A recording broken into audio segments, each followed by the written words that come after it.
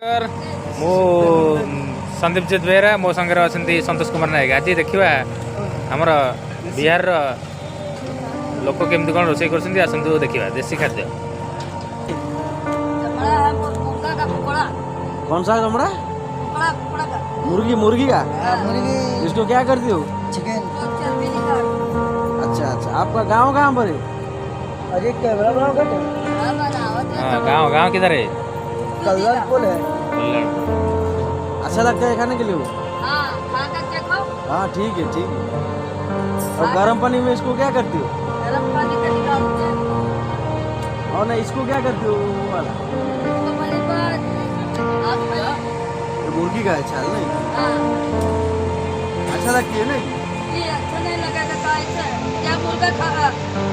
हाय कर हाय कर तब हाथ लगे हाय करी।